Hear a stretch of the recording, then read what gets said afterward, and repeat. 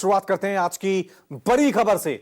Cease fire के फैसले पर कांग्रेस ने केंद्र सरकार पर सवाल उठाए हैं और सवाल उठाए कि क्या अमेरिका के दबाव में नीति बदली। कांग्रेस ने यह भी सवाल उठाए कि युद्ध विराम की शर्तें क्या हैं, क्या शिमला समझौता रद्द हो गया है। शंका के माहौल का बादल अभी भी नहीं छटे हैं। क्या गृह मंत्री इस्तीफा देंगे, यह भी सवाल कांग्रेस ने आज अपनी प्रेस कॉन्फ्रेंस के दौरान उठाया। केंद्र सरकार संसद का विशेष सत्र बुलाए, यानी एक बार फिर भूपेश बघेल कांग्रेस की तरफ से प्रेस कॉन्फ्रेंस करने आए और केंद्र सरकार से सवाल पूछे। भारत पाकिस्तान को लेकर जो अभी हालात बने हुए हैं, जो रणनीति केंद्र सरकार ने अपनाई है, जो फैसले लिए हैं, उनको लेकर सवाल उठाए हैं। खासकर अमेरिका ने जिस तरह से मध्यस्थता की है इस मसले पर कांग्रेस केंद्र सरकार पे लगातार हमलावर हो गई है और सवाल उठाए हैं कि सीज फायर को लेकर पाकिस्तान के सामने क्या शर्तें रखी गई थी, पाकिस्तान ने कौन सी शर्तें मानी, इसको पूरी जनता के सामने आना चाहिए। विशेष सत्र बुला लीजिए ना, ऑल पार्टी मीटिंग बुला लीजिए ना, वहां उन सवालों को जवाब दे दीजिए। कैंपेन चलाने की क्या जरूरत है? एक मंच, दो ही मंच तो बात करें, ऑल पार्टी मीटिंग और संसद का विशेष सत्र, वहां बुला लीजिए, सारे सवालों के जवाब आ जाएंगे। सवाल से भाग क्यों रहे हैं?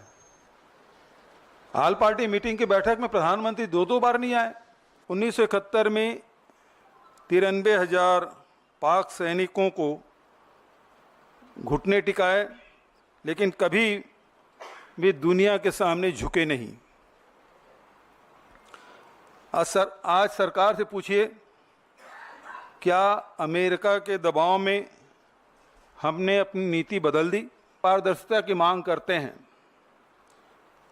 अमेरिकी राष्ट्रपति ने अचानक युद्ध विराम की घोषणा की।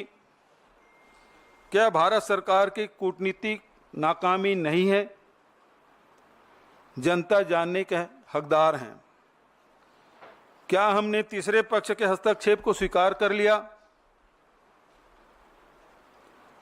पाकिस्तान से वादे क्या लिए, ये भी हमें जानने का हक है, जनता जानना चाहती है।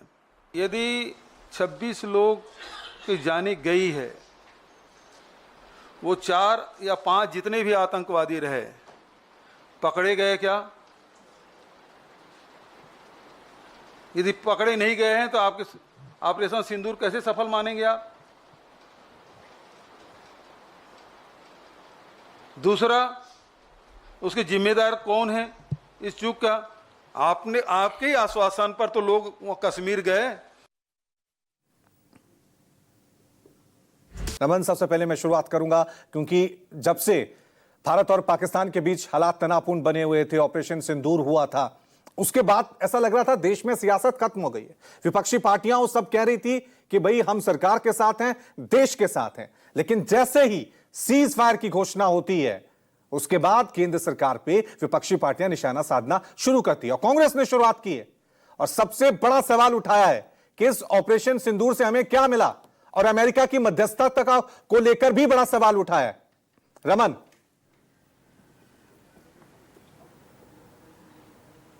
देखिए रवि, इतनी जल्दी सियासत शुरू हो जाएगी इस बात का अंदाजा किसी को नहीं था, क्योंकि पहलगाम आतंकी हमले के बाद जो सर्वदलीय बैठक बुलाई गई थी, उस बैठक के बाद सरकार की तरफ से, सरकार को पूरा समर्थन राजनीतिक दलों की तरफ से दिया गया था और कहा गया था कि सरकार को जो उचित लगे वो कार्रवाई करे। फिर एयर स्ट्राइक हुआ, तमाम आतंकी शिविरों को ध्वस्त किया गया, उसके बाद फिर ऑल पार्टी मीटिंग बुलाई गई और सरकार और सेना का समर्थन तमाम राजनीतिक दलों ने किया।